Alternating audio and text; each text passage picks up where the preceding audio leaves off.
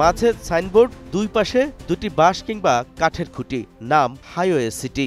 Signboard বসিয়ে বিস্তৃত এলাকায় জানান দিচ্ছে দখলদারদের আগমনী বার্তা। দখলদারদের পাহারাদাররা সেখানে দিনরাত দেখাশোনায় ব্যস্ত। আমরা গ্রাহক হিসেবে জমি কিনতে চাই। দালালরা জানান পরিচয় করিয়ে দেবেন সিটির মালিকের সাথে। জমি কিনলে কি জমি পাওয়া যাবে নাকি না? জমি কিনলে পাইতেন নাকি? জমি বিক্রি করতে না, দান্দাগাড়ি করে মনে করেন সাইনবোর্ড লাগায়া দেয়া গেছে ব্যবসা করে। আপনারা যদি জমি কিনেন, আমি আর একটা কথা কই দাদা, আমার বাড়ি এলাকা তোই এখানকার স্থানীয় হই, আমগো বাপ দাদা 14 গোষ্ঠী এবং কি আমগো মনে নেন যারা বইছে এরাই কিন্তু মূলত এনে 2-4-10 খানি জায়গার মালিক। আর না কিন্তু আমরা এনে বইয়ে থাকা মানি দেখি এই যে মনে করেন আমগো বাড়ি, এই যে আরেকজনের বাড়ি এনে পয়সা গরমের মধ্যে পয়সা দিচ্ছি।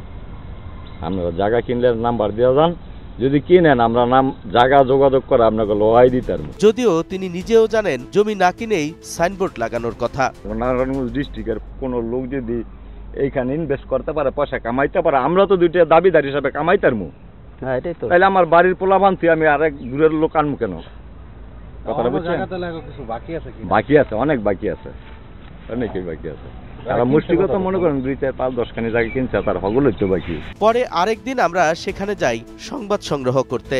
পরিচয় পেয়ে একই দালাল সেদিন ভোল পাল্টে জানান জমির মালিকদের সাথে যোগাযোগ নেই তাদের। ভাই ক্যামেরার সামনে আপনি আমারে নিয়েন না। আচ্ছা আচ্ছা, আমি সাধারণ পাবলিক। আচ্ছা আচ্ছা, আপনারা এটা ছাড়বেন মিডিয়ার মধ্যে। আচ্ছা, আমি তো আর মিডিয়ার লোক না। আচ্ছা আচ্ছা আচ্ছা, আমি রাজনীতিক লোকও না। তবে দিন দিন ফসলি জমি ফুরিয়ে যাওয়ার আফসোস রয়েছে দালালদের। 17 বছর এই জায়গার মধ্যে ভালোই দিতে দেয় নাই, এগুলো অত্যাচার না? আপনার ফসল আদি জমি না আপনি কিনছেন, আপনি খাইতে না, দখল করে নিয়ে হেরা খায়। তো এইটা মনে করেন আমার ফেডও লাত্তি দেওয়া না, আমার হক খাওয়া না। কোম্পানিরা এসে পাবলিকের জায়গা দখল করে নিয়ে যায়।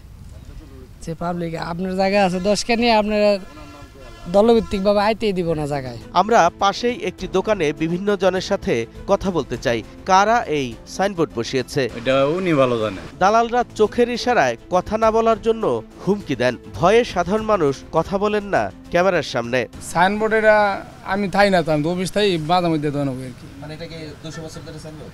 না, এই ব্যাপারে আমি কিছু বলতে পারবো না। সাইনবোর্ডটা কতদিন আগে কতদিন ধরে হয়েছে আমরা কইতাম না। তবে ক্যামেরার বাইরে ঠিকই তুলে ধরেন হাইওয়ে সিটির ভাউতাবাজের কথা। এক দান পরিমাণ জায়গা হারা কিনে নেন, কাটতে কিনতে যাই পারবো। সাইনবোর্ড যে লাগাইছে এটা উঠাইতে পারেন না আপনারা? আরে এটা তো দল ওই আরেকটা আছে না, হারা যেরকম গাছ আরেক দল আছে, নাহলে একটা পাহারা দেখ আমরা বুঝেন না কথা।